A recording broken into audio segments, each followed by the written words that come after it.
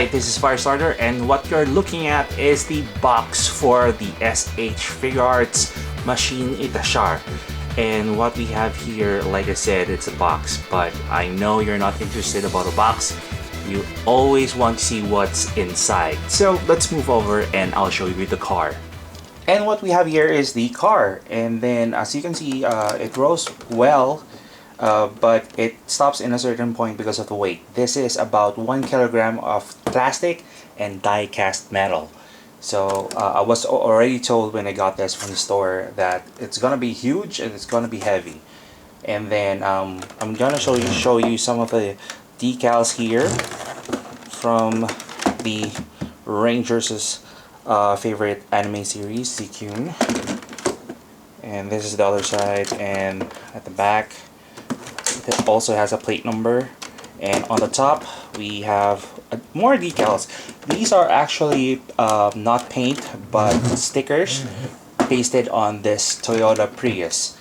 And then you can open the doors so you can put Akiba Red in perfectly, and he sits quite well also inside. Just need to adjust some frames, whatnot, and close the door, and voila. The doors on this side, on this passenger seat, doesn't close very well, so you just need to push it a little further so it can lock. And then if you need to have him seated at the backside of the car, all you need to do is just lift this cab here, and then there are additional pegs here that you need to unlock, and then slide it back, and then you can let him sit here. So let me just show you what's inside. So as you can see here, Akiba Red does sit very nicely and squared inside the backside of the car, and you just need to bend the legs further down so you can easily see what's inside. You can see the head from this area because it's part of the transformation, but I'll show that in a bit. And some of the details inside the car. Accessory essentials that came with the car is the CD. You can't go wrong with the CD. It says here Heroic Lily, and at the back we have the tracks, and then it actually opens to a CD. But the CD is in a translucent plastic, so it's not really a CD, actual CD. But do use your imagination like the Akiba Rangers did on the show. We have the signage gun, and or the machine gun. You can turn this one into gun, so you have to move this part and then turn it around like so.